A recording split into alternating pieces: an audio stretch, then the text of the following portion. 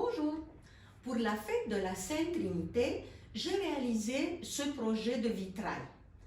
Combien d'arbres y a-t-il? On peut poser la question aux enfants. 3, 1, 3 en 1, qu'est-ce que ça veut dire?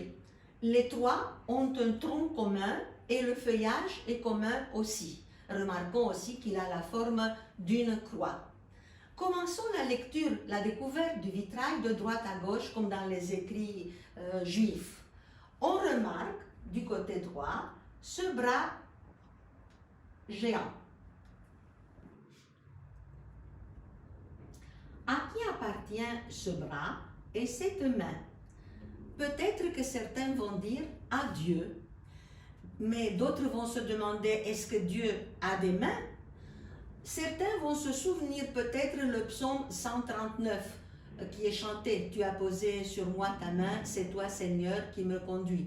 Ou s'ils connaissent bien l'Exode, ils se souviendront du chant des Hébreux après avoir traversé la mer Rouge, quand ils remercient le Seigneur de les avoir sauvés à main forte. Qu'est-ce qu'on voit dans la paume de la main de Dieu? On voit un oisillon. Qui est-ce que ça pourrait être? Peut-être qu'eux-mêmes. S'ils se considèrent un oisillon dans la paume de Dieu, quel est leur sentiment? Qu'est-ce qu'ils ressentent? Pour les autres symboles, ils vont être rapides à les découvrir.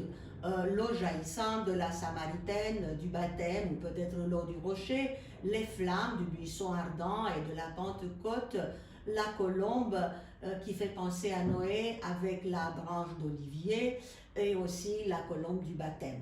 Donc cette deuxième série d'images fait référence à l'Esprit Saint. Mais l'arbre de gauche ressemble à quoi? À un homme debout. Regardez, ici c'est le bras gauche ou droit comme on veut, et ici l'autre bras. Et la tête est ronde et blanche, comme quoi, influencés par les images qui sont autour, ils vont dire à une hostie. Et il est entouré de l'épi et de la grappe. Donc, référence eucharistique. Alors, qui est cet homme debout? Eh bien, ils vont trouver que c'est Jésus. Il est debout dans la position du ressuscité, dans la position de la louange. Au-dessus de sa tête, il y a, à la place de l'auréole, on voit quelque chose de rouge. On peut se souvenir du cantique de Zacharie, « Béni soit le Seigneur, soleil levant ».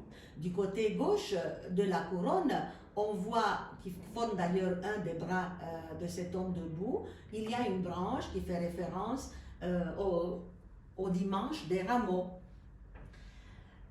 On peut se souvenir aussi du psaume 1er. Heureux l'homme, il est comme un arbre planté au bord du ruisseau. Dans ce feuillage, nous voyons aussi d'autres oiseaux, par exemple celui-ci. Mais c'est qui ces oiseaux-là? Est-ce que ce serait nous? Bon, mais si cette œuvre représente en quelque sorte la Sainte Trinité, qu'est-ce que nous faisons là? C'est sûr, une des paraboles du royaume nous dit que les arbres du ciel viennent y faire leur nid.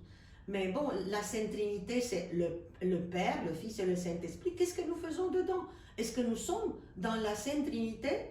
Bien entendu que oui. On aurait difficile de ne pas y être parce que nous sommes en Dieu et Dieu est en nous. Et on y est très bien avec un Père qui nous a créés, qui nous aime avec tendresse, là où notre frère aîné a voulu nous ressembler et où on est animé par l'Esprit Saint, l'Esprit de famille. Nous sommes dedans. Il suffit d'en prendre conscience amoureusement. À bientôt!